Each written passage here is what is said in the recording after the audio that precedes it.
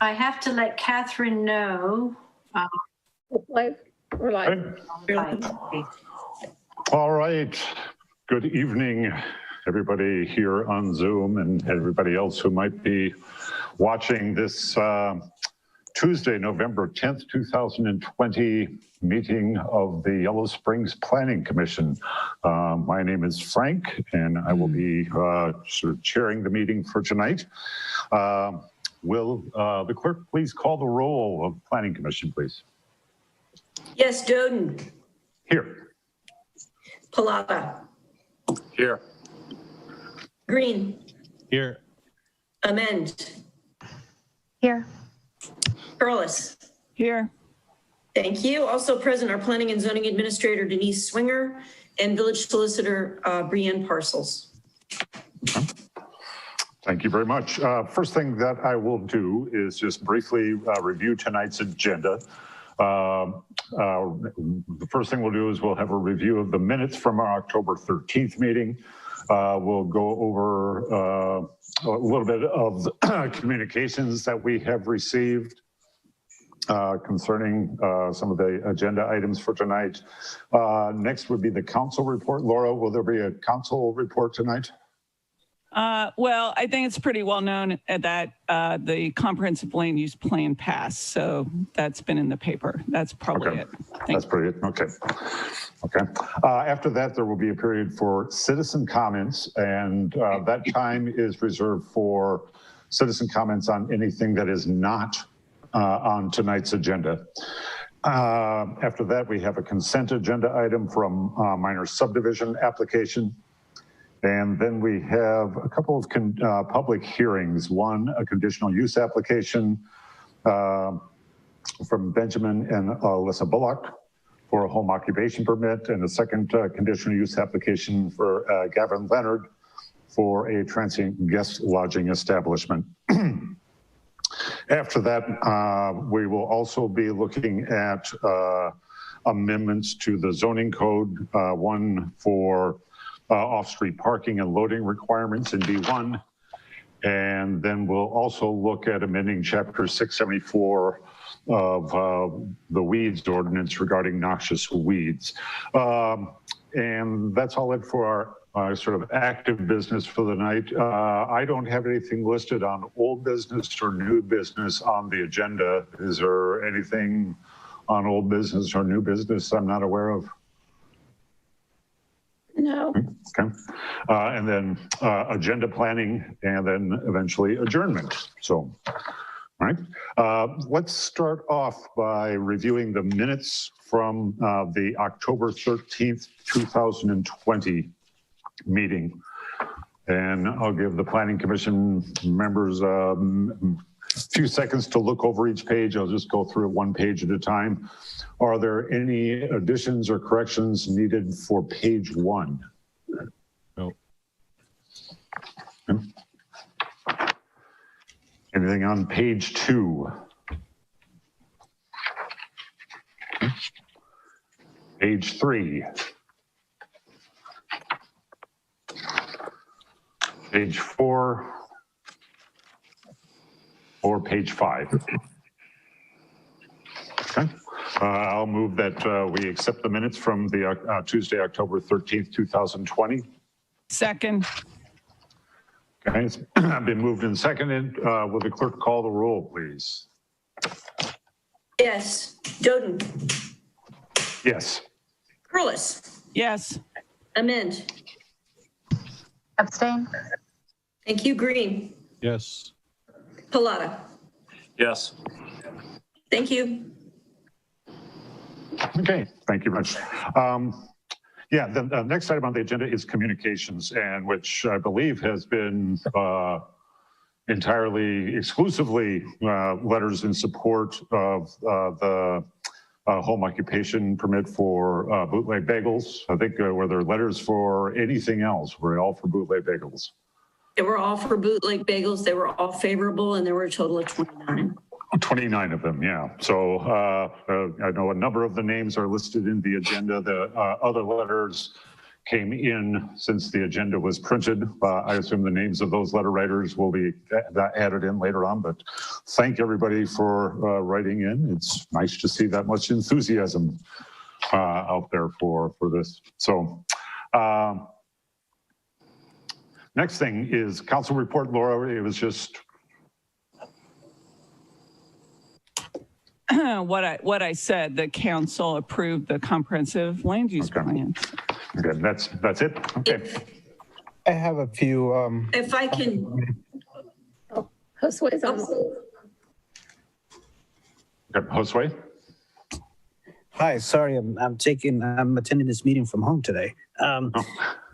Frank, I would like to let the commission know of a couple of things that we've got going on.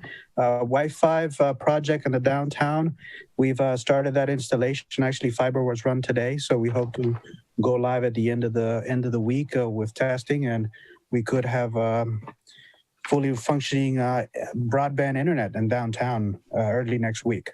So we're really excited about that opportunity. I also have on my list that I'm sure you've heard by now, the subdivision regulations were passed, and we held first hearing on some of the administrative ordinances at the council. And then my third update is, and this one is just, I learned about it today. I've got news from Dayton Power and Light that one of the transmission wires to our village that provides power is the insulator, and the equipment is damaged and needs urgent repair. So we're working through a potential. Actually, no, we know it's certain we need to turn off the power to the village for Dayton Power and Light to be able to make that repair. So this is my attempt to get the information out as soon as possible as I become aware of it, and get our community prepared for electricity being out beginning Thursday night at 11 p.m. until Friday morning at 3 a.m. So there'll be, yeah, so that's the time frame, and we're going to do everything that is within our capabilities to be prepared for a 4-hour power outage. We've got a set of protocols that we start activating. We started that communication change, and that includes informing the fire and EMS services, the county and whatnot. And we've got a list of vulnerable residents that will ensure that they're supported through this. And I'm happy to answer any questions that I can at this time. Anybody have any questions? Okay, thank you very much, Josue and Laura. So anything else from council? I think that's it. All right, that brings us to the next item on the agenda is the period for citizen comments. And again, this is time for anybody out there who would like to speak about anything that's not on the agenda for tonight. And please use your Zoom panel. I think it's in the upper right-hand corner to wave your hand to try to get the attention of the administrator of the Zoom meeting. And we'll give you a few seconds to see if anybody wants to say anything.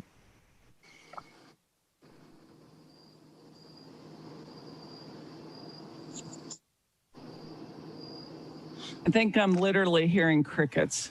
Yep, I'm not hearing anything either. So just, it takes a while sometimes for people to figure out where the wave their hand button is though. So you gotta give them a little bit of time. So, all right, we'll move on to the next item on the agenda then, which is the consent agenda item about the minor subdivision application. All right, Denise, did you want to talk about that or? No, I'm just, if there's no questions or concerns, Okay. consider it. Frank, I just need to recuse myself on this one because I did some legal work on it, not in the village, but. Okay, thank you. Any other members of Planning Commission have any questions or concerns? This is about splitting off a piece of the school property for the trail. Is that? Yeah. Okay. Yeah.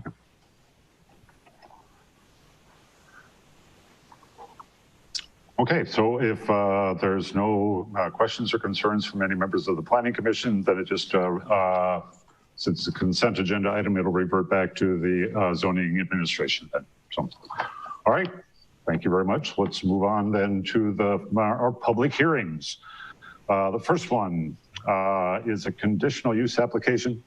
Benjamin and Alyssa Bullock have submitted a conditional use application for a home occupation permit for their bagel baking business at 1310 Shawnee Drive. Denise, would you like to talk about the staff report, please? I do. I want to say, first of all, staff appreciates all the emails and letters of support that we've gotten for Bootleg Bagels home occupation. I do want to take a moment to say that, you know, some of the emails did not have addresses on them. So that is important to add in an email if you're going to be writing letters in the future. We did get emails and letters where the writers stated that they were a neighbor or lived in the neighborhood. And that does weigh more heavily in Planning Commission's decision. So we appreciate that as well. I just want to take a moment just to briefly explain what home occupations are in our zoning code, because I think people may not know that the village has recognized home occupations for a very, very long time. And I don't even know how far back, but I know that in 1989, they did start allowing for client visits for these home occupations.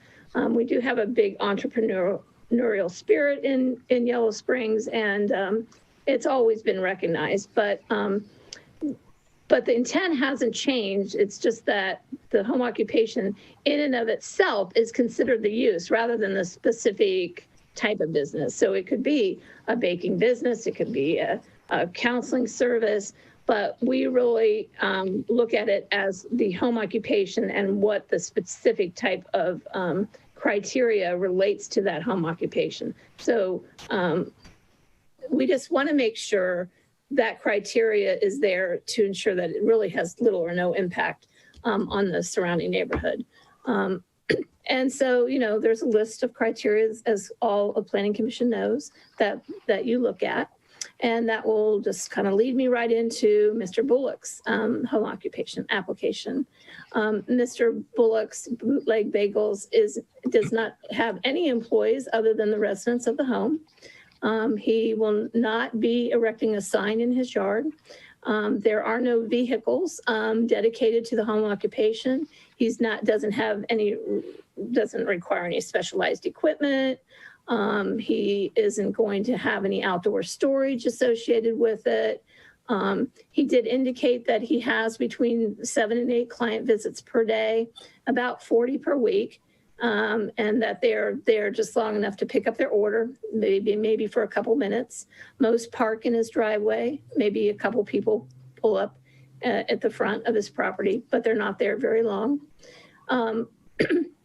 I did want Planning Commission to know that we did have one neighbor contact us that was concerned about increased traffic and signage, and I explained that he's not asking for a sign, and that I asked this neighbor if they are having any issues currently with the traffic, and was told that there is not, that they don't have any. So I think from what Mr. Bullock has indicated, and he's online tonight and he can speak to this. He's at his max right now at about 7 to 8 clients per day, about 40 per week. So if he, in the future, because we're complaint driven, I mean, if in the future there is any complaints about the property or about his business, he is required to keep a log of visits. So at that point, we would contact him just to figure out a way to alleviate that. I mean, I see that as a positive problem because I see that his business is growing if he gets more people coming. And that would be an opportunity to discuss maybe some other ways of eliminating the traffic if that seems to be a neighbor concern. Just don't know. Maybe no one will ever complain. But at this point, I just wanted Planning Commission to know that one person's concerns was alleviated. And so staff recommends approval of this home occupation. Okay. Thank you, Denise. Any members of Planning Commission have any questions or concerns? Yes, I'm going to recuse myself from this conversation. I'll be back.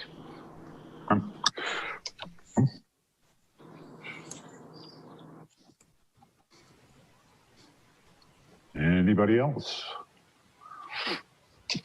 Ben, would you like to add anything to what Denise has said, or has she put the situation pretty clearly?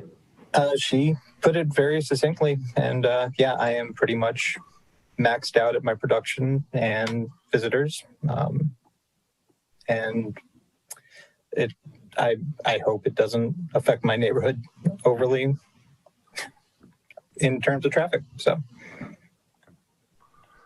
okay. I have a question for Denise. Denise, did we hear from the neighbors on both sides and across the street?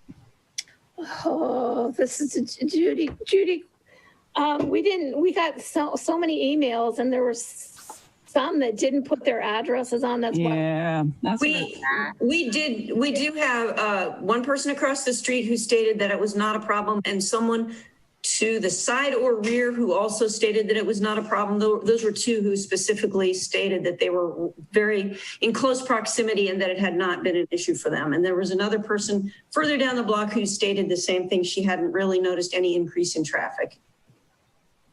Thank you. No other members of the Planning Commission have anything to say. I'm going to go ahead and open the public hearing. So if there's anybody out there who would like to comment on this application, again, call attention to yourself for the administrator, and by waving your hand or unmuting yourself. And we'll give people a few seconds to chime in.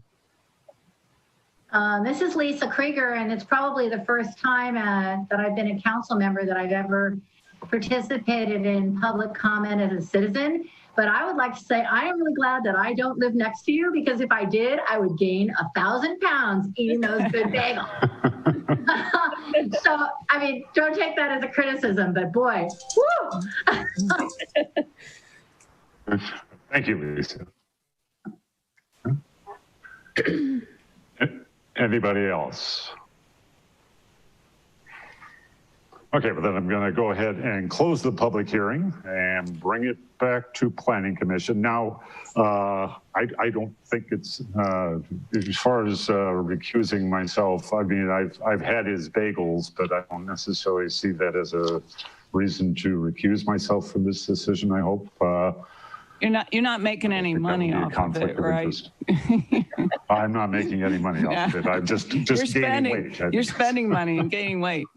So I would make a motion to accept the recommendation of staff and approve the home occupancy permit. I'll second that. Oh, okay. Would the clerk call the roll, please?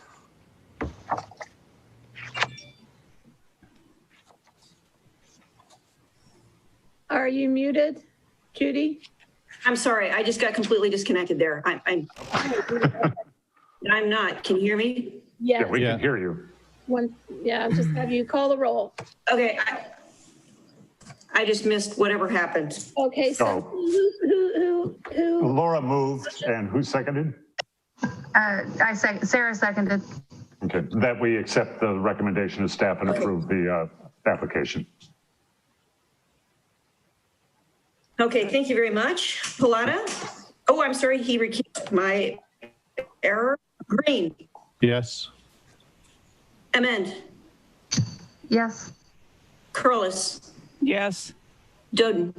Yes. Thank you. Okay. Thank you very much, and thank all the letter writers, and thank you, Ben, not only for showing up tonight, but thank you for the bagels as well. It's I think it's a nice addition. So, and we're all done with you now for the night. All right, we can move on to our next public hearing, conditional use application. Gavin Leonard has submitted a conditional use application for transient guest lodge housing establishment at 143 East Limestone Street. Denise, would you like to discuss the staff report on this, please? Yes, Gavin is requesting a transient guest lodging for his home.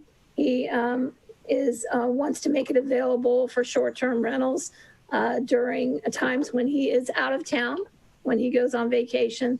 And occasionally, I believe, as I understood the application, he might consider renting out a room when he is there for big events in town, like street fair and things like that, where it brings a lot of people into the community.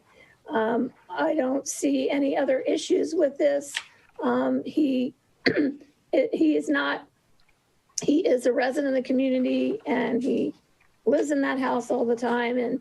And when I looked at the transit guest lodging map, excuse me, Exhibit B, there really isn't any TGLs on that street other than this potential one, because we also count transient guest lodging as the hotel, Mills Park Hotel, and the bed and breakfast, which is also shown on there.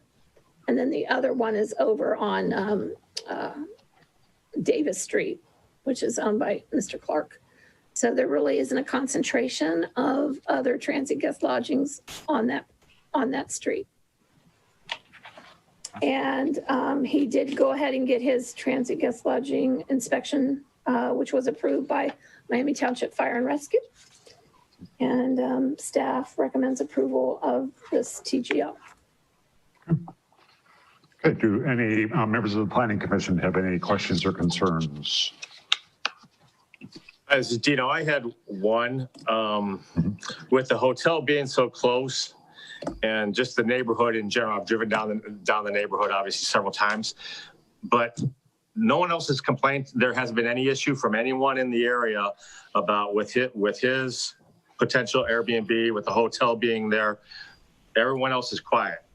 I'm assuming that's correct. Since we've received no kind of communications from anybody regarding this. That's a good question. No, I did not get anyone call in or write in. And we did have a sign in the yard, and we also put it in the newspaper. So there were no complaints or questions even. That speaks volumes. I think it does as well. We did have one question, I apologize, from someone who owned a rental property across the street, that his questions were answered by staff. Essentially, he wanted to know what the parking situation was going to be. We explained that there was going to be ample off-street parking. Well, thank you, Raven. I didn't have that one. Thank you, Raven. Yeah, he has a lot of parking available off-street at his property. Good. Is Gavin here tonight at the meeting? Yeah, I'm here. Hi. Yep. All right. Hi. Do you have anything you'd like to add or? No, I mean, it's really just, I think we'll use this in a very limited way. It's, we were thinking about going out of town next summer, and I was trying to figure out how to, if we might rent it out for a little bit while we were out of town for a month or something. And so I just figured I'd pursue the option. The thing about like street fair or something, we wouldn't rent a room if we were in the house, if we were there. It's just if we decided to leave for the weekend or something sometime. So I think, we're here every day. I talked to all of our contiguous neighbors. Everybody seems good. So anyway, and I talked to a handful of other neighbors that aren't directly contiguous, but, saw the sign out front. And so anyway, I think, it's all been covered pretty well. Okay. Thank you very much. Okay. Any questions for Gavin, any members of the Planning Commission? Okay. I'll go ahead and open the public hearing on this. So if there are anybody out there in Zoom land who would like to comment on this application, again, please unmute yourselves or raise your hand or wave. Give you a few seconds.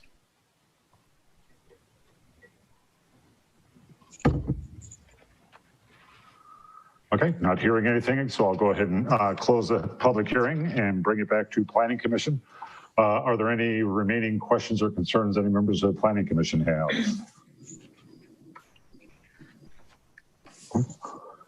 Other than my cat trying to tip my computer over. Sorry about that. I would go ahead and move that we approve the recommendation of staff and approve the transient guest lodging application. I'll second it. Okay. All right, it's been moved and seconded that we accept approve the transient guest lodge application. Would the clerk call the roll, please? Yes, amend. Yes. Curlis, Yes. Pallotta, Yes. Green, Yes. Doden. Yes. Thank you. Okay. Thank you very much. And thank you, Gavin, for being here.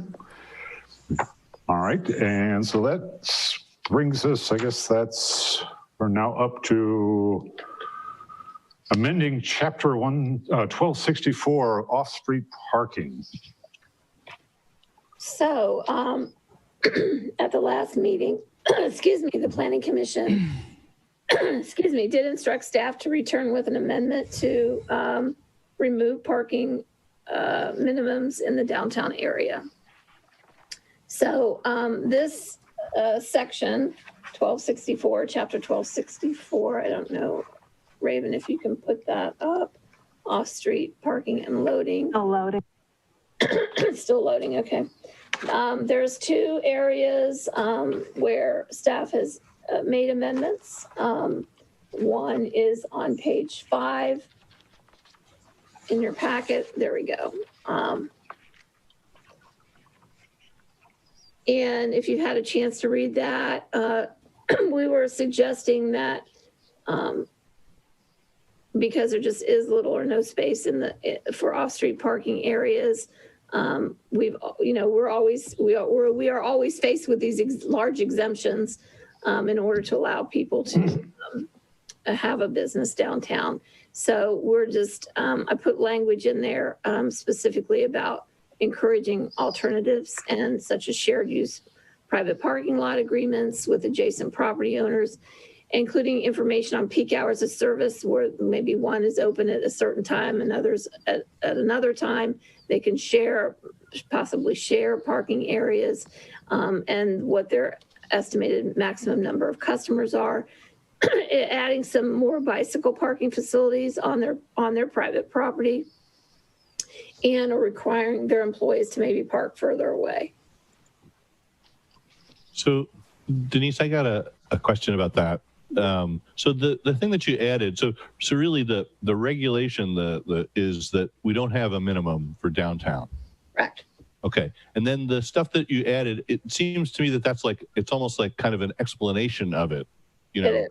Okay. So I mean, I don't know whether, like, if you have an explanation actually in the thing, whether that makes any difference. I mean, I think it's very clear what you're trying to get at. I just thought it was just a little awkward that, you know, you replaced a requirement with a sort of a comment about why there wasn't a requirement. Because there still is a requirement everywhere else. So that's kind of why I wanted to explain why we aren't requiring it there. Okay. But there also that I wanted to make a statement about the things that we are going to look for. So if somebody does come with a request for a business, we'd like to see if they would have some alternatives. Okay. That makes sense.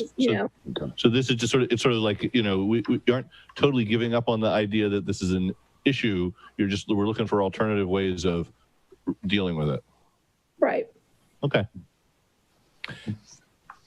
Yeah, so I agree with Stephen. This is more like a policy statement rather than something should be in an ordinance. You guys want to make changes? Let's do it now. Just like the ordinance should read downtown park, there are no minimum parking requirements. That just should be period, boom. And then maybe if you want, I agree with this language. I think it's great guidance, maybe a footnote and people can go look at something else. I don't know, but it is more of a policy statement. So, or if you want to make a motion to amend the language, we can, Just make a motion to amend it to state there are no minimum parking requirements in the downtown, in the central business district. And then I would move all this language to a footnote. I don't know. I'm too new on this body to know whether we have policies. That's absolutely fine if you want to do that. There is further down. There's suggestions that are similar. And I did do some research on other communities that decided to have no parking minimums, and the kinds of suggestions that they had were these creative alternatives. So I wanted to add that somewhere. Yeah, I agree to keep it as a, I don't know, footnote, I guess. I mean, Laura, I think I'm newer than you are. Sorry, there's not any like design guidelines available or new business packets that Planning and Zoning Commission has to try to help, new businesses come in and understand the typical policies, or like even a document that tracks like the logic of decision making. I mean, when we were in Xenia, we would just go and ask the older members that have been there for 50 years. But I definitely think having this sort of information of why, especially when there's exceptions for certain districts, I think it's important to include.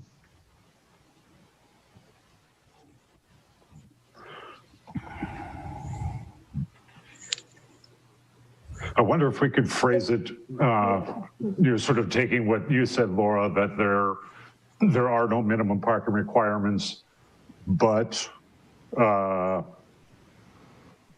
alternatives such as shared use parking, that last part of the last 4 or 5 lines could be added onto it as alternatives that are encouraged. Would that make sense? Would it make it perhaps cleaner, and this is maybe a Brienne question, but if you do as Laura has suggested and simply state that there is no minimum for parking in the central business district per section, per section Q, and then the narrative becomes section Q. That way it's stated both in the ordinance and in the zoning document, but it's clear that the statement is there are no minimums, but then you need to read section whatever it is.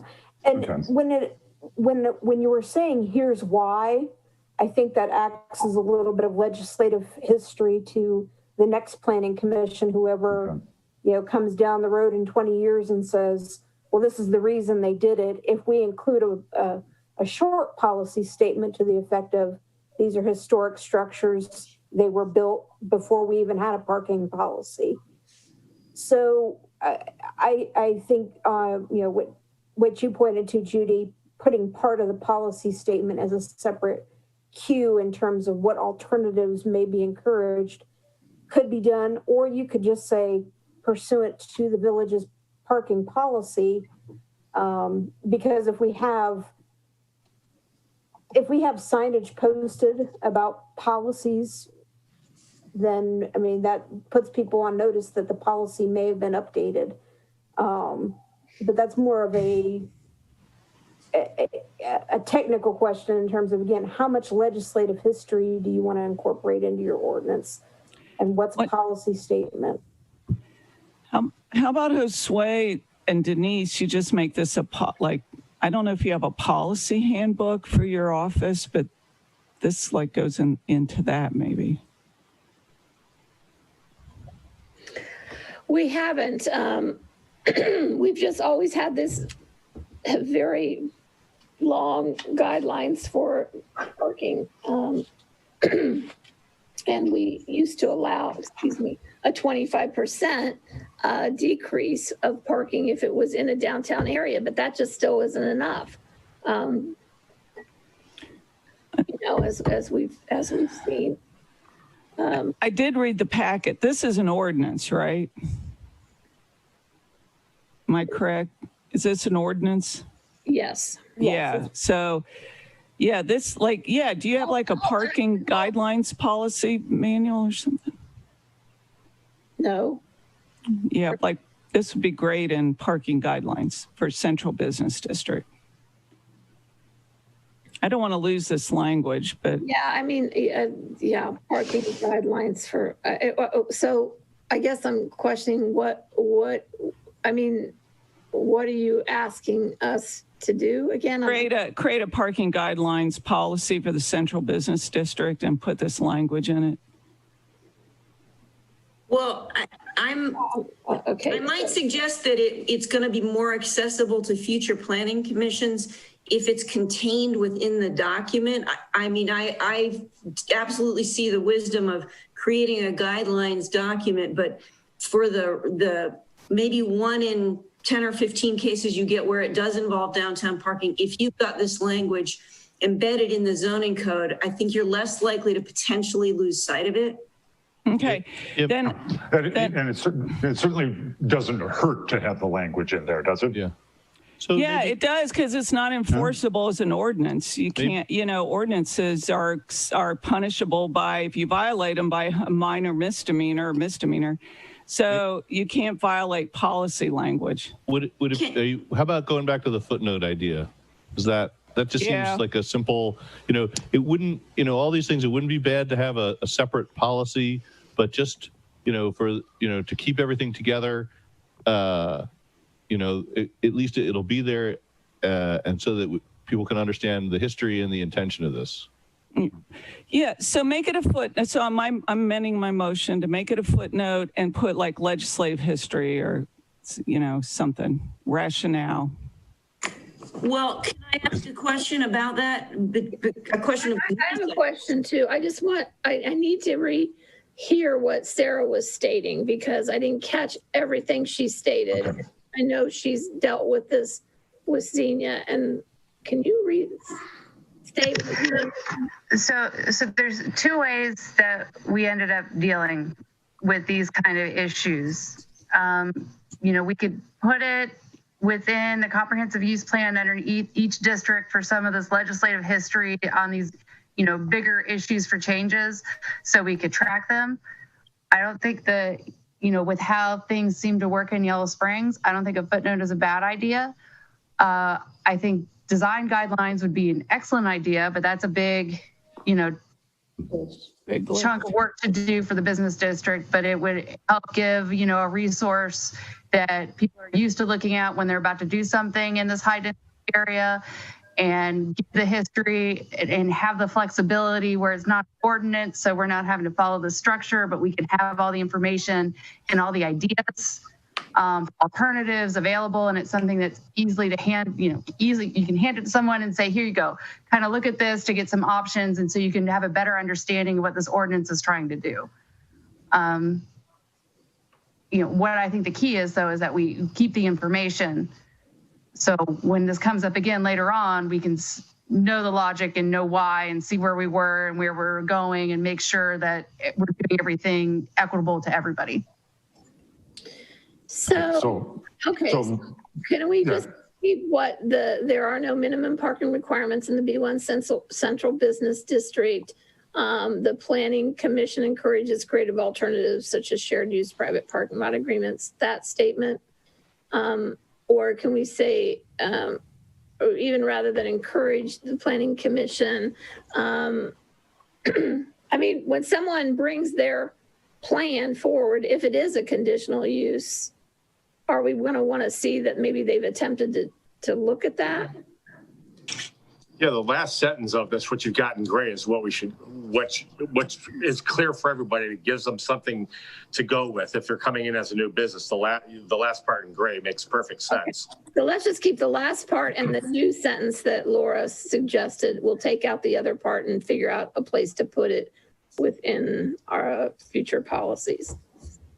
And does that make sense to you, Laura? Well, it's Yellow Springs, so yeah. I mean, I'm a former prosecutor. Like, how do you prosecute somebody on encourage if they don't? It's not enforceable, but it's fine to leave it. I mean, we're going to leave it in there. So Laura. Would you want to? Could we say a plan should be submitted? A parking plan, which Is that true? Must it be? I mean, if we're not requiring any minimums, do they have to, Denise? That's why I just kept it as encouraging creative alternatives. You know, I think we can't say both. I mean, if there are no minimums, boom. Yeah. Okay. All right. Well, I do think this increases pressure to create parking areas around the downtown area. I mean, that seems to me to put some pressure on the village to assure that there's ample parking if in fact we see, significant growth in downtown businesses. But I think that's what we're saying. We're saying the village is willing to take on that responsibility if we're willing to say we are not requiring any parking minimums in the CBD. I mean, just. And that's the only location. So is everybody good with that? We'll take out the highlighted part and create, just put it somewhere else, outside of the ordinance. Yeah. Yeah, I'm good with it. Okay. And then further down. So hold up. I don't have a clear motion on that. I just need a clear motion. Okay. I can make a Motion to motion. add the language that's underlined and not highlighted. A second. Underlined and not highlighted. Where? That we're striking the language in H and we're adding the underlined but not highlighted language.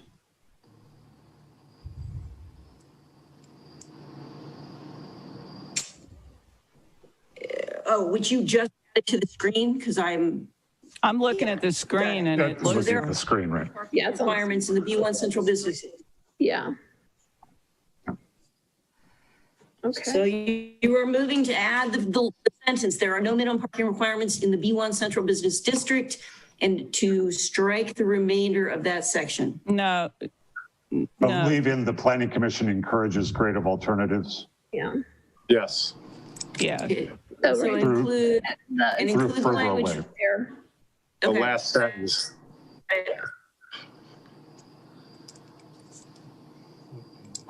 Okay. That gets added, Judy. Raven, can you make that there? There are no minimum requirements. Okay. I've got it. And Green, you seconded? Yes. Any further discussion? Okay, clerk call the roll on that, please. Yes. Green, Yes. Amend, Yes. Pallotta, Yes. Curlis, Yes. Doden. Yes. Thank you. And Okay, then Denise, then the next section. section, yeah. Is simply under, they only have one place where they mention downtown. So I just took that out. Okay, that's on page 6. Yes. Okay.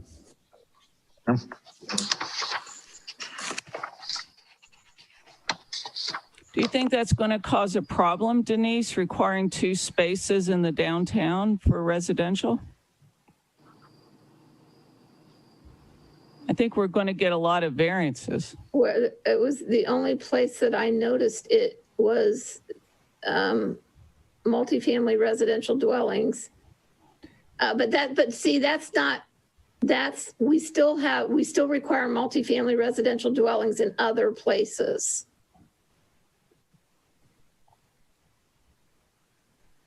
And So if there's multifamily dwellings in other locations, they're So- still required to have 2 Right. spaces per unit, right? right. And right now, we don't even allow multifamily residential dwellings in the downtown. In the downtown, okay, thank you. That was my question. All right.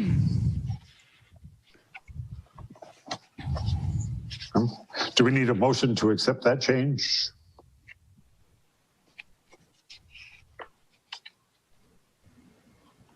I'll move to accept that change. Okay, I'll second it. Would the clerk call the roll on that, please?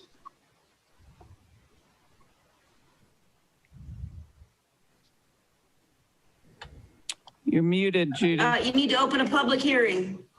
Oh, sorry. Open the public hearing. Okay.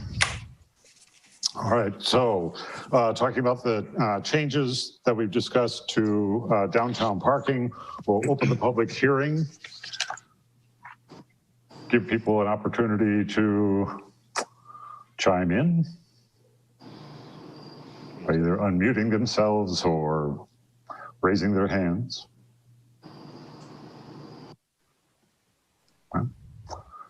Not hearing anything, I'll go ahead and close the public hearing. Thank you for catching that, Judy. And so now, Laura, did you want to make a motion on this? I move we accept the proposed change. I'll second it. Now will the clerk call the roll, please?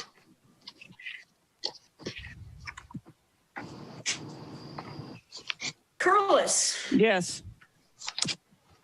Green, Yes. Pallotta, Yes. Ament, Yes. Joden. Yes. Thank you. All right. Thank you very much. Next item is the proposed amendments to Chapter 674 weed ordinance regarding noxious weeds and invasive plant species and managed natural landscapes. I'm going to let Nadia and Catherine Zimmerman are online to kind of take over this section, but I do just want to first mention a few things. And that was on page 1. We added such owner and / or occupant as a way to address concerns with, well, it has come up quite a bit with Home Inc. mostly because the property owner is on Greene County's website is Home Inc., but yet the homeowner is responsible. So we were thinking by adding and or occupant, that might help with that a little bit. Typically, if it's a big rental unit, like a multifamily rental unit, it's going to go to the property owner. And we're not always going to know who the occupant is, but we just thought as another way to deal with this, especially since we have a way of notification now through door knockers, we can kind of do both. So we would still notify the owner, which if it's like a Home Inc. property, we would notify Home Inc., but we'd also put a door knocker for the occupant, the actual owner of the house. And we could do this as well with other rentals if people thought that would be okay. That was something different than what the Environmental Commission members, Nadia and Catherine, were working on. And then would like to talk a little bit about the minor misdemeanor part of it. But I kind of want to turn it over to Nadia and Catherine right now, just for the meat of this language that they've added, if that's okay. Mm-hmm. Thank you. I think what I'll do is have Catherine go first to talk about how this all started, why we started looking at this again. Would you like to do that, Catherine? Then I can fill in as to how it got more involved. I think it sort of segues well in terms of the two of us presenting a little. Thank you, Nadia. Yes, I think that when the Environmental Commission and partners, Glen Helen Land Trust and Agraria, took on this wildlife habitat certification of the whole village, part of it really was, how did we define a natural landscape? And it wasn't clearly defined in the ordinance before. So we sort of took on, how do we look at it? How do we list the native or the non-native invasive plants and give the village a little more information as to how they could be part of managing a landscape in the village that is surrounded by natural areas. So we are surrounded by these wonderful, visitors come all the time. We'd like to bring that landscape throughout the village, and it really has to do with wildlife. How can we make it more wildlife friendly in the village? And that's what this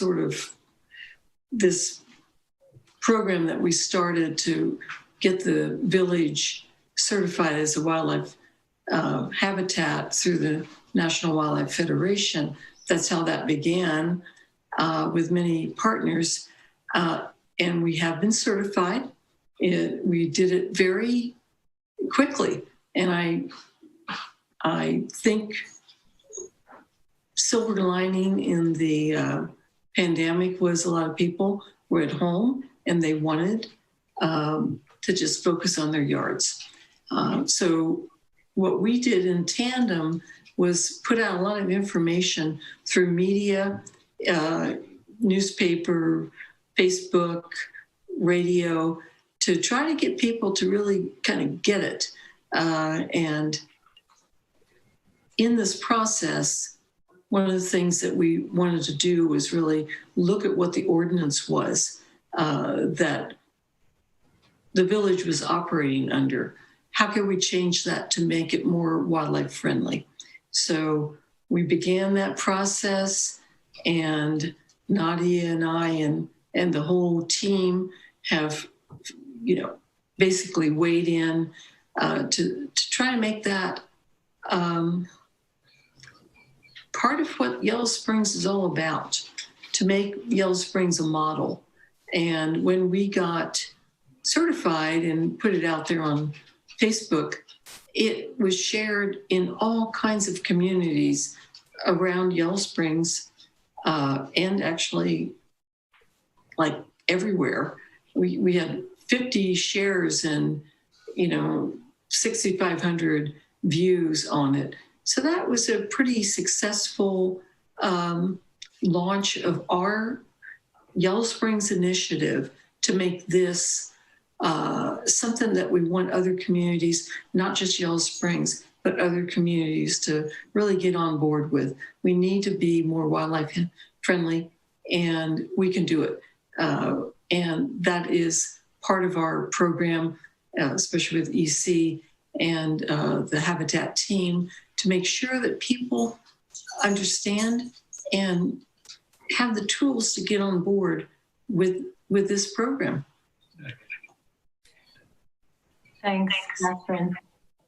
And I'll add on what part of the process of getting certification was to take a look at weed ordinances, because as you know, across the country, there's some very draconian weed ordinances, including, Oakwood. You can't have dandelions in your front lawn.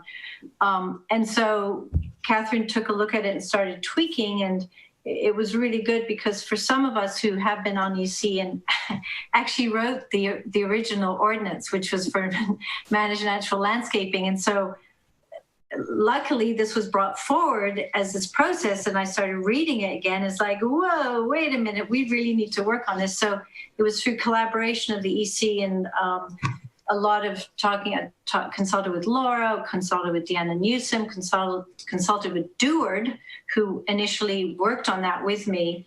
And I really feel that we have been able as a team to come up with a very comprehensive and much more logical process of how you can give recommendations on how these landscapes are managed, including people have problems with crazy lawns, people don't cut their lawns and having weeds.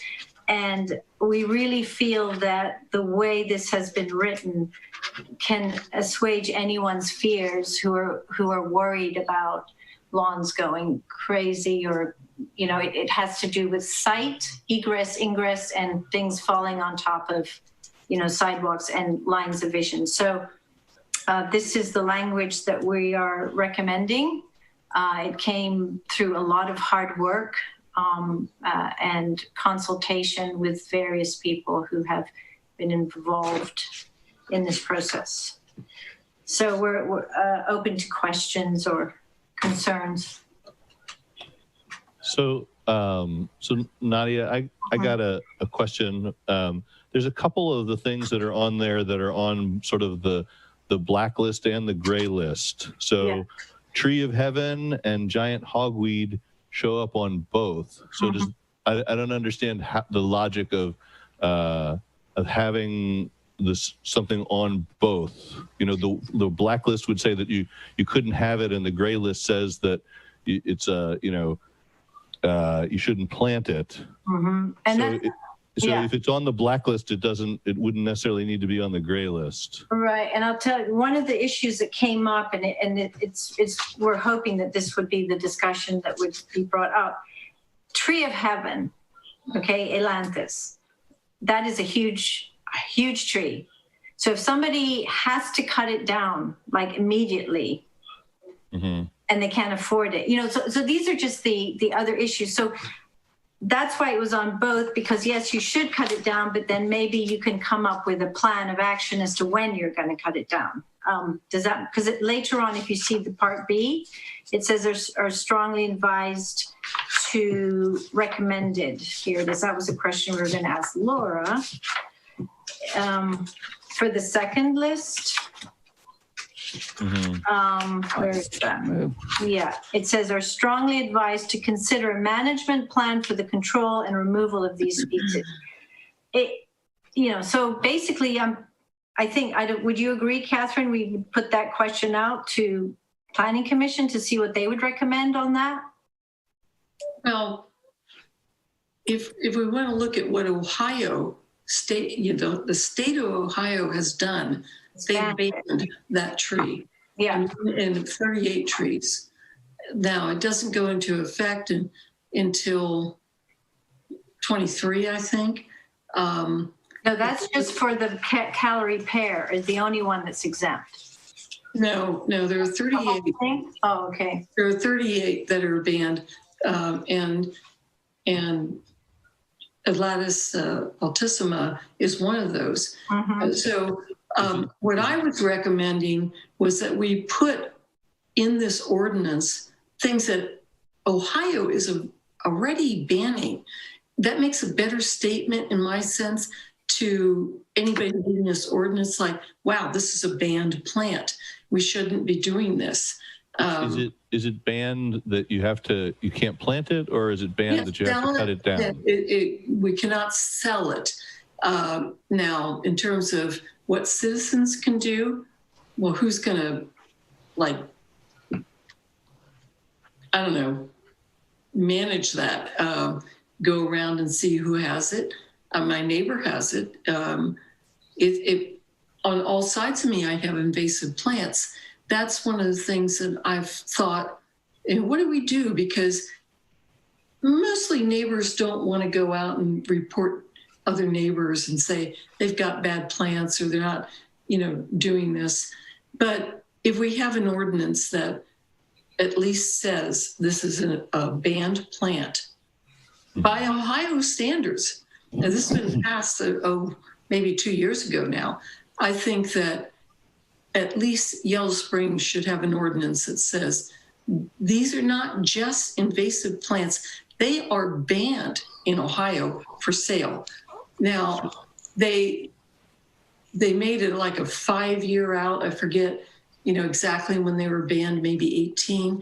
And they put it out to like 23 when nurseries could not sell things like burning bush or tree of heaven. I call it tree of hell. You know, barberry, all these plants that if you were, I remember I just moved from Maryland.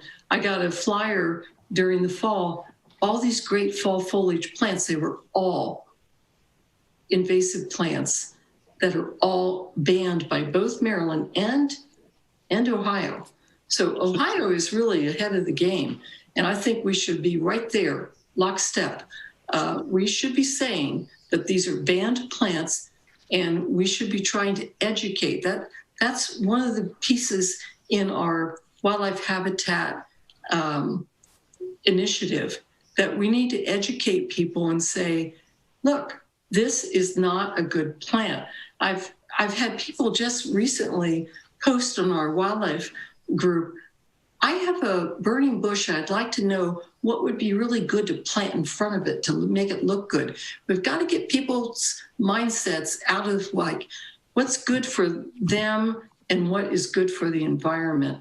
And this is something I hope EC really moves toward, where we are really, really, really working on what is good for the environment. And I think Yellow Springs can really lead on this. I really do. And the reason I say that in one little sentence is when we posted this on Facebook that we were certified as a wildlife habitat community, it was shared greatly.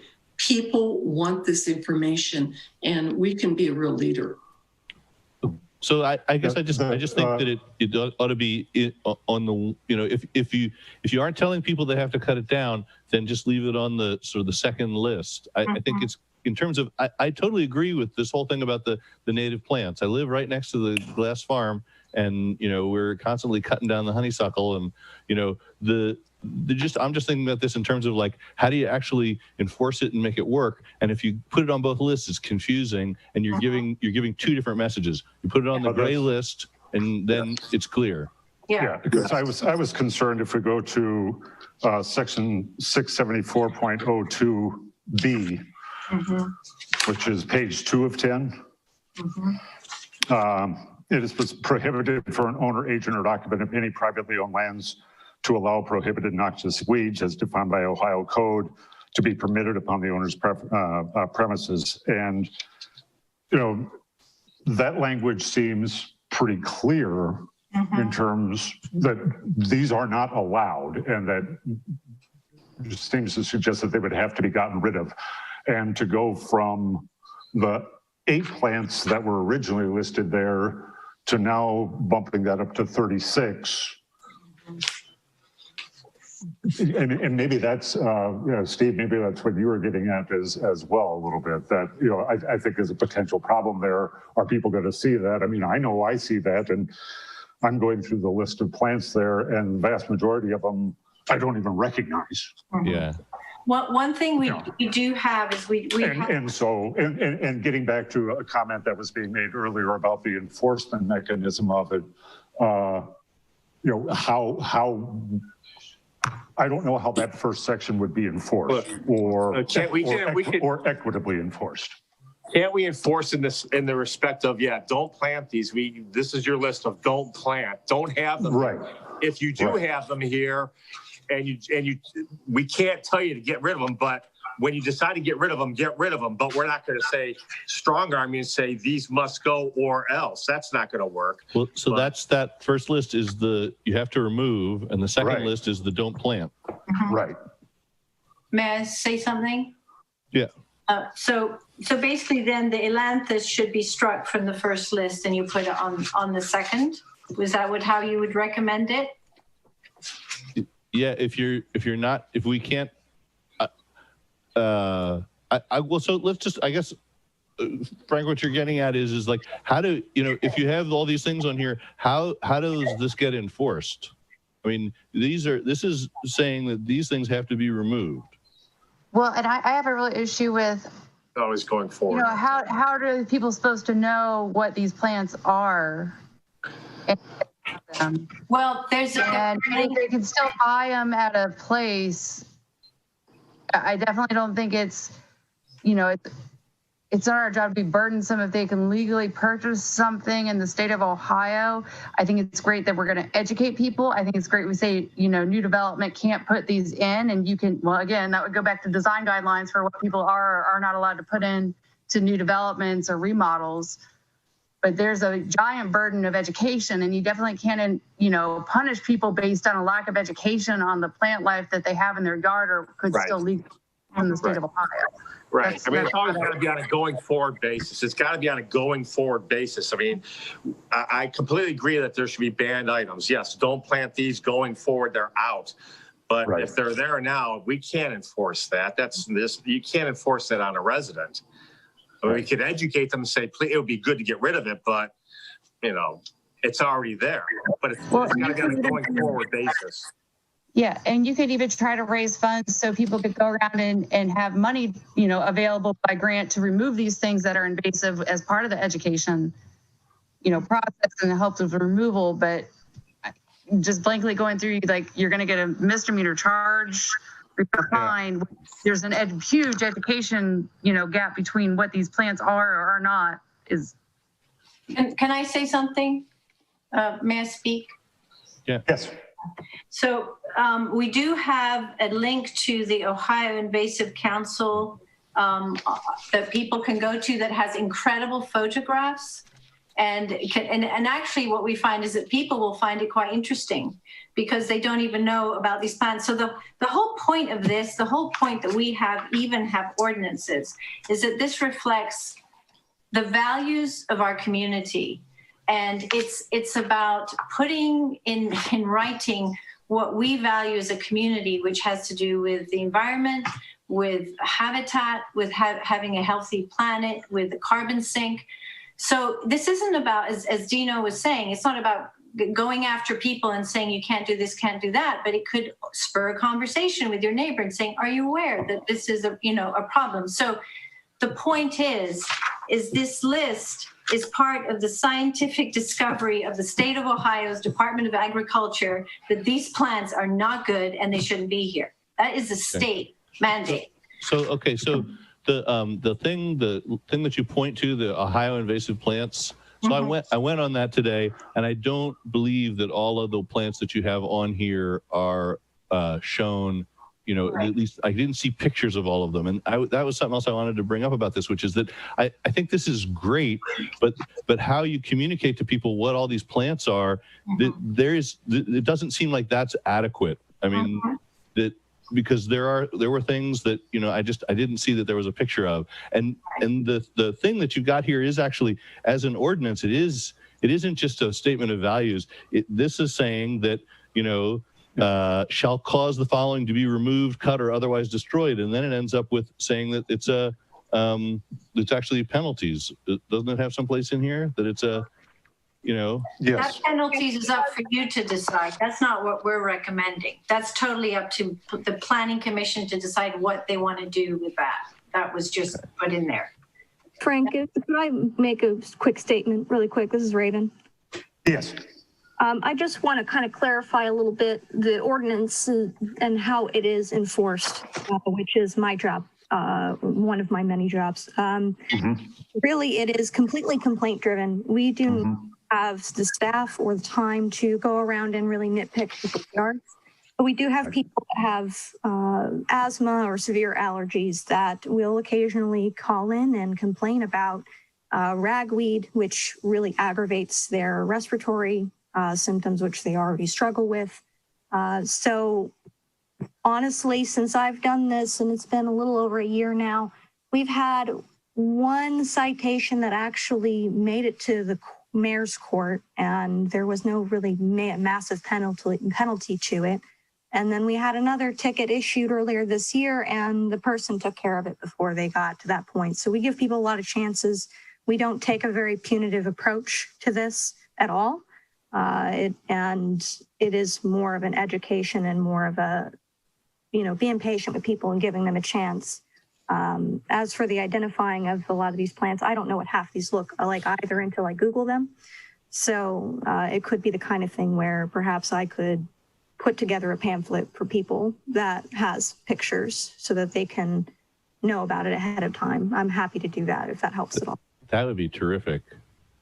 Well, I don't think, and I get that this is a system we have right now and people aren't getting real penalties now and people aren't complaining right now, but you can't really write a code based on what's happening right now where like the best case scenario is happening. You have to write it in case the worst case scenario is happening, and having a misdemeanor charge related to it, I don't believe is appropriate, nor is it saying you already have it now and now you got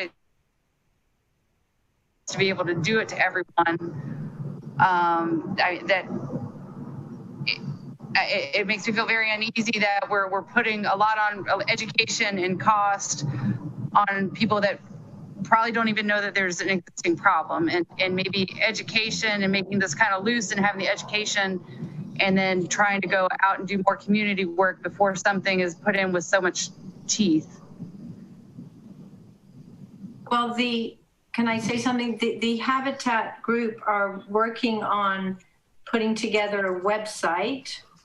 And I know Catherine was suggesting that also is a place that people could then go to for information. And so there could be pictures, descriptives. And I just want to point out in terms of the language before said in section 674.03, this is 674.01 B, it says is guilty of a minor misdemeanor. And we thought it would be kind of heavy-handed to say that. So we switched it to may be charged, because the language prior was even more, like you said, with all those teeth, and it was a bit, stronger. So we were making a recommendation. But like I said, we're not about that enforcement part. It's just a matter of having the criteria down as to what these plants are, and then how they can be managed. So it's a matter of getting people into a mindset where we need to be going as a planet. Yeah, and I'd like to add that the enforcement part has always been something I thought would be a problem. But that said, we need to really step up the education. And we can do that in a lot of ways. And we're trying to do that with the Wildlife Habitat community, articles in the paper. I don't think there are too many people in the village who don't know that we're trying to certify this village as wildlife habitat. And what we need to do is really have good information out as to what that means. And that includes making available these kind of lists and images so people know, and we could have an article in the paper every week with a plant and images. So there are ways that we can get out there and really help to educate people. I don't think it has to be draconian, but I do think we need to start.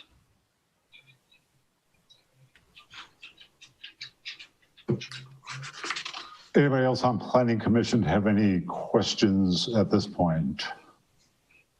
Well, so 90% of this is great, but things such as this, what's on the screen, this may be charged, that's actually getting into a statement about police or prosecutorial discretion. Again, in an ordinance, you have to just say they're guilty of a misdemeanor.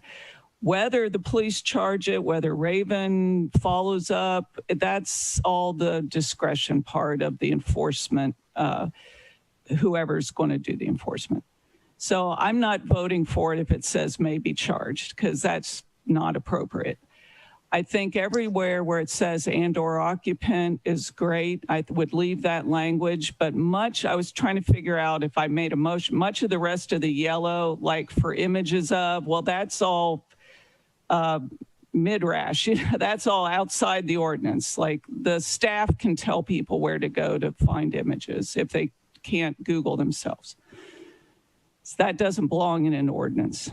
So, I mean, I'm ready to vote for it with these little tweaks. I'm still, I'm going back to 674.02B and what feels to me like a tension between that first section that these plants are prohibited on the property to the second section is, which seems more, these plants shouldn't be planted. I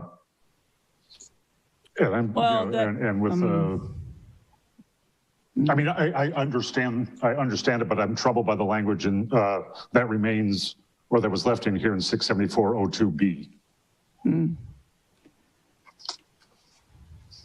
One of the things that I have thought about this is in this part of the ordinance, if we could please define a noxious weed. We do say go to the Ohio Code. Who's going to do that? So I'm just thinking if we define noxious weed and say some language that is, this is detrimental to our, ecosystem. Maybe that is something that we could agree on because they are. But if we put in there the Ohio Code description of what a noxious weed is, then people would understand and maybe they would get on board with it. And we don't have to make a penalty. Maybe we're just advising. And then we are educating through our efforts in the village that I think we have begun. And I think we could do a lot to make this an educational experience that people would really buy into if they understood. And if they know what a noxious weed is and why that's a problem, maybe they could get on board. But I do think we should define it in the ordinance. Again, we can refer to the code. I think that would go a long way to helping people be educated. I don't like that people have to go too far away to figure out what the hell we're talking about. We're talking about plants that are invasive, noxious, and need to be eliminated from the landscapes. And they can buy a lot of these plants. So avoid this, that kind of language. Well, avoid this is that goes to the policy. I mean, this is an ordinance. Either we're going to allow them or we're not, Well, can I also make a legal point on this one?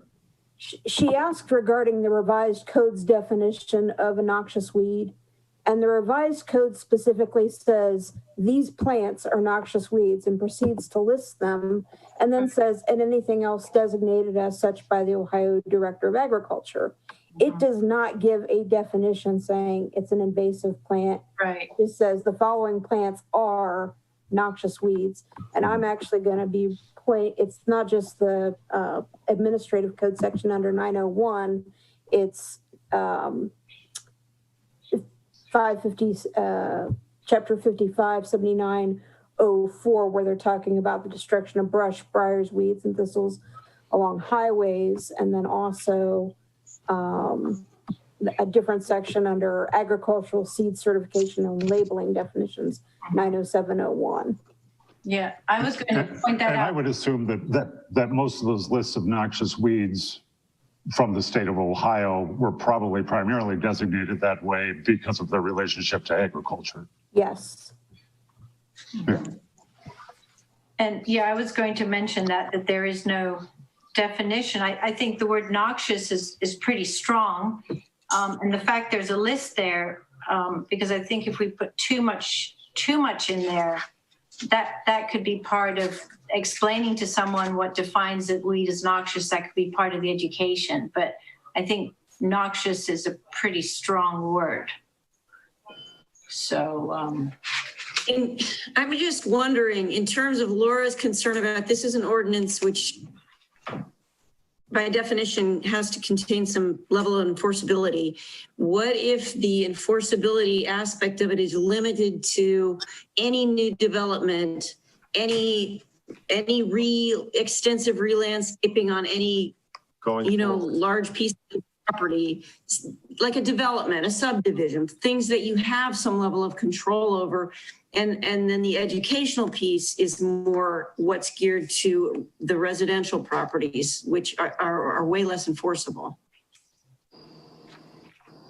I think Judy has a great idea, and I think you can definitely look at it as starting as a first step, and as the education piece goes, dealing with what's already here can get stronger and stronger. And even doing like a compliance thing where the village makes a request, gives somebody 90 days, offers them, the financial assistance or whatever needed to help remove whatever's there, if that's the case. And if there's a failure to comply or it's growing over every, neighbor's yard and the sidewalks, then there can be another process to go. But just putting some sort of penalty on it and moving forward I don't think it's workable or fair at this point. But I like Judy's idea. I think that's a good way to go. This is Denise. I just wanted to point out that prior to this, because I went back and looked at the older codes, the 67402 removal of plants and weeds when it just had the more common ragweed and poison ivy and that. There was that guilty of a minor misdemeanor section since 1976. So, I mean, it's been there. Now, another list. I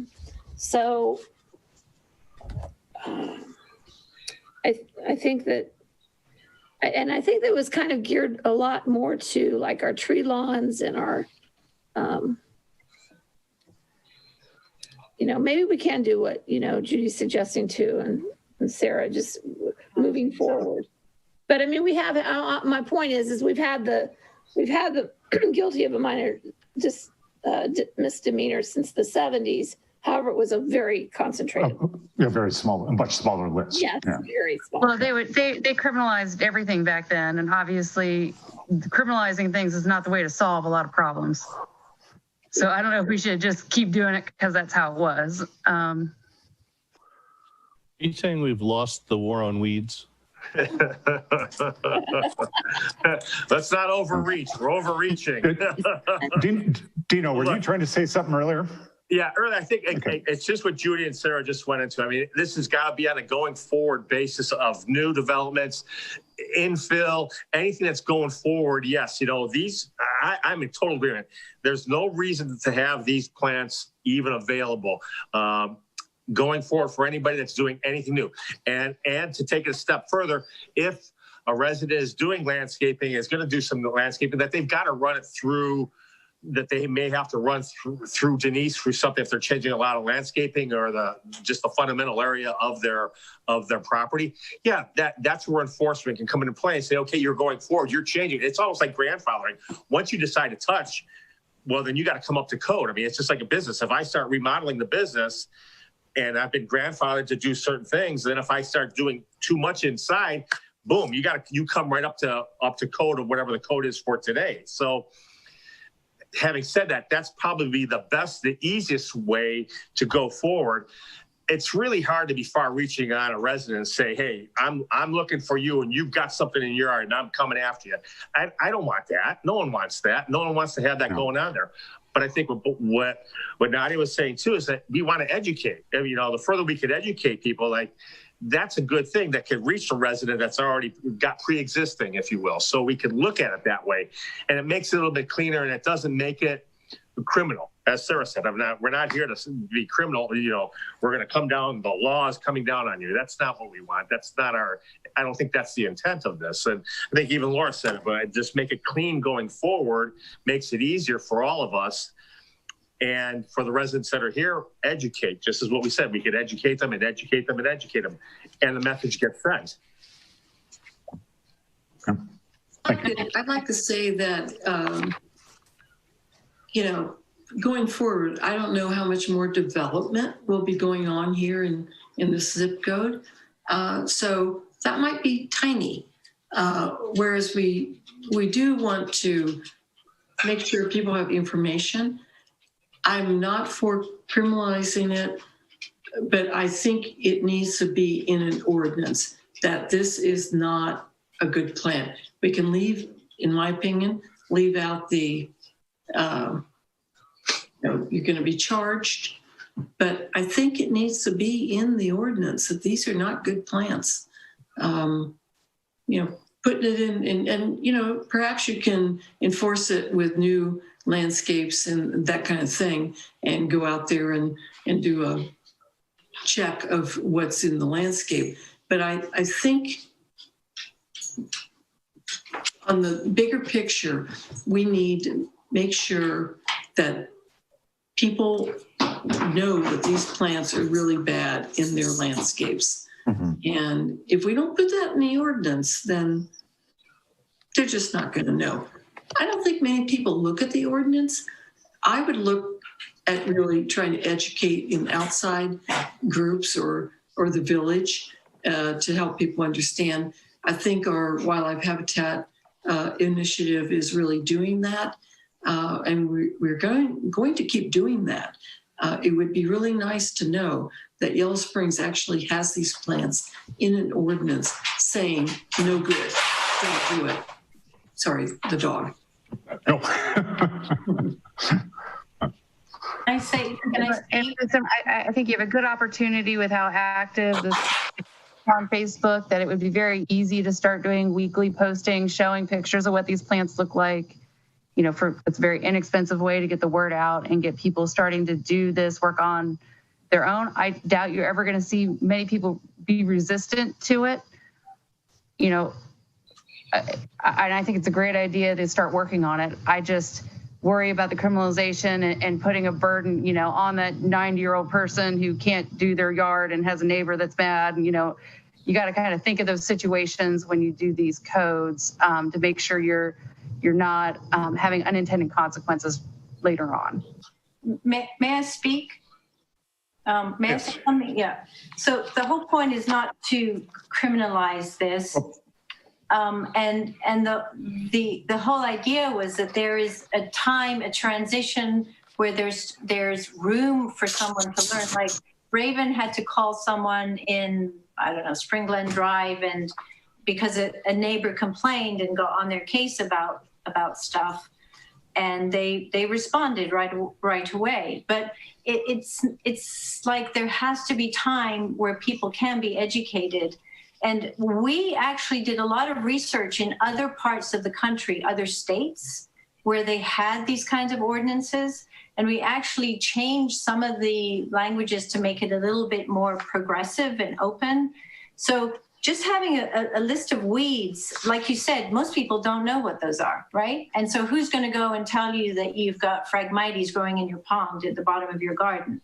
It's only driven on complaints. I think most people are afraid because they've got barberries, they've got burning bush. They look at this list and think, oh my God, I just spent $10,000 on the landscape and I was filled with this stuff. So the issue is that once we have these here, the Habitat group, which is made of multiple different organizations supported by the EC, will have the support of an ordinance that says we are trying to come into, you know, educating the community about the importance of this, that our village, you know. Yeah, and all I was trying to point out earlier is that the language of the document that's in front of me still criminalizes it. Yeah, and so how? And I understand that that's not the intent, but it still does it the way it's currently written, if that makes sense. So I have a question. If we just go ahead and maybe the issue for us as staff, the questions that come up where we get complaints are usually that there's vegetation over the sidewalk, and every time I try to walk down that sidewalk, I get hit with tree branches. I can't see to pull out onto Xenia Avenue because of these bushes are so far out in the way. So those are the kinds of things we get, and I could see us separating out that. The tree trimming part? That's a right-of-way violation. Those are right-of-way violations, and that's in this section of the code, as well as people really have issues with people who let their grass, and of course there are weeds with that, but they're usually weeds with the grass that grow really, really tall. And then that property looks like it's never been maintained. Yeah. And that's where I could see us having that. And we included that language in here for that later on. So you guys are talking about an education component of this, and I think that the education component and the ordinance are almost two separate things. I don't think the ordinance is a very effective way of educating people but the ordinance ought to be something that, you can enforce and you're not going to get people in trouble. So I like the idea of the second, I mean, everything in here could be on that second list that basically says you can't plant it, and we could do something, even stronger for new developments and, new landscaping. But I think that the education needs to be, this isn't the place for education. This is just a place to set down the rules. Education needs to be separate. And I don't like the idea of having something in here that says that you're going to have to, cut down a tree. That seems, I like the idea of the going forward idea, not making it retroactive. Okay, at this point. I'd like to say one thing, that I think the village is already cutting down trees that are Bradford pears that they planted. So it's already in the village that we are saying, hey, these are not good plants, and we're cutting them down. Yeah, and that's in our tree lawns, which is well, so I'm just saying that it's already here. We're already saying these are not good plants. So that's of course on village property or right-of-ways. Right. Hey, I'm just new in the neighborhood, so I'm not sure of all the things that are going on, but I think we can do both. I think we can educate, and we don't have to legislate this, but having it in the ordinance says not good. I don't think we should take it out. I think it gives people a reference. And, whether we want to make a, penalty for it, at least we are saying as a community, we don't like this, we don't want this, get rid of it. When I first moved to Yellow Springs in 1984, when I was walking around once, somebody said to me, oh, by the way, and I didn't grow up in this country, do you know that if you let ragweed grow, you're going to be fined?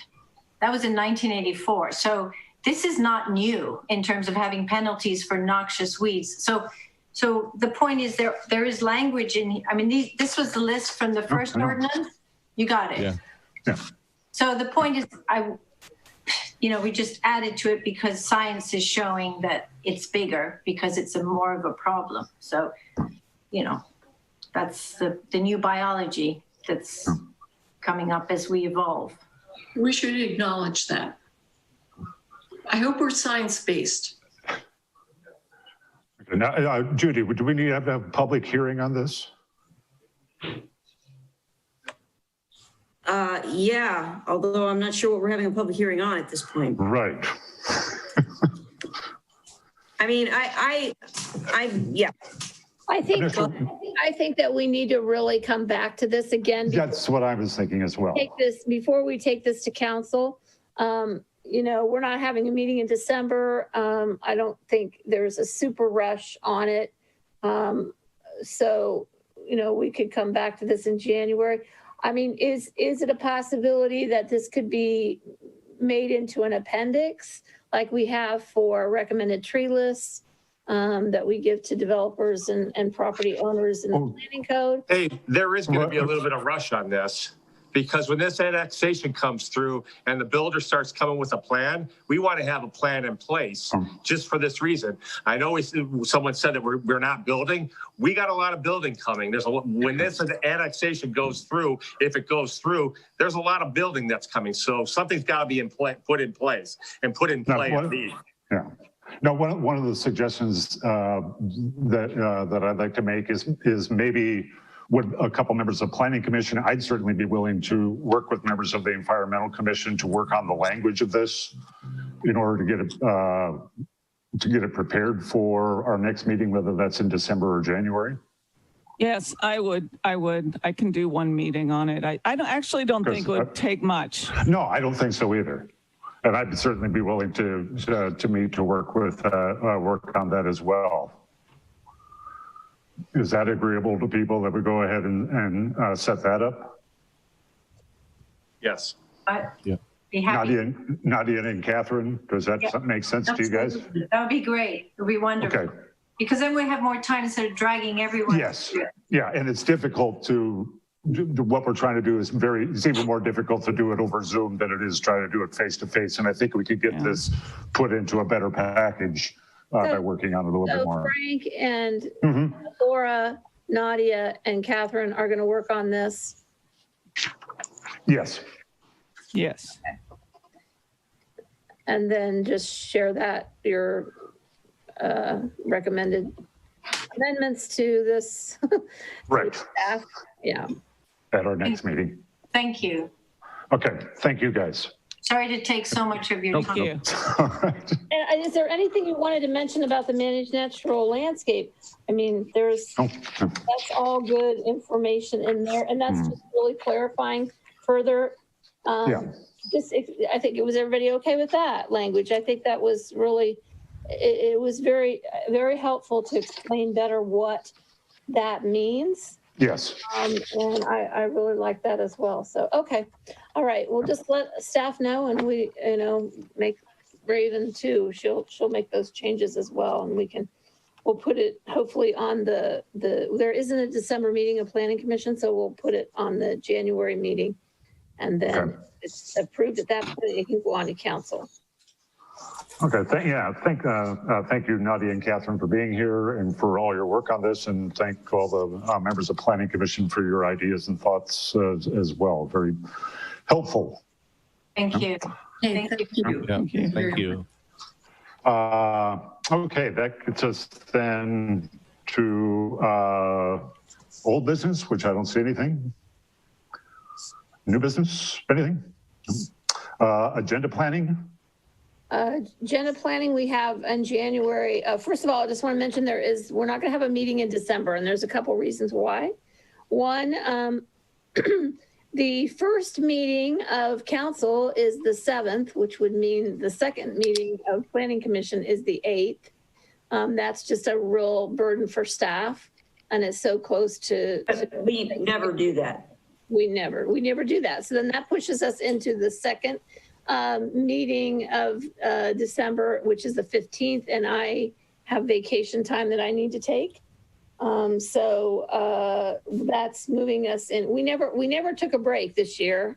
We normally take a break with council in August, and we didn't. So we're just not going to have a meeting in December. Staff just just letting you know that. Denise has decided. That's it. I pretty much decided that because I don't know who else is going to write all these reports.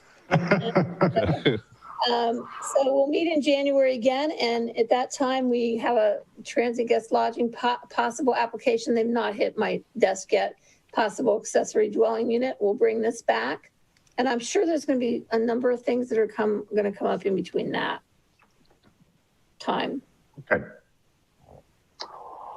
All right. Anybody else have anything for agenda planning? Okay, then we can move on to adjournment. Thank you all very much for your patience and your contributions. I move that we adjourn this meeting. Second. Is there a second? Sarah? Second. She hasn't been with us before. She covered for me tonight. Thanks so much. Thank you. It was fun. Would the clerk call the roll, please? I don't really need to because you can't know on a motion to adjourn, but amend. Yes. Perlis. Yes. Green. Yes. Pallotta. Yes. Doden. Sure, why not? All right, again, thank you all very much. Thank you. Well, Laura, I'm sure we'll be in touch to work on this document. Thank you. And we'll see you next year. Okay. Right. Everybody. Good night. Thanks. Good night.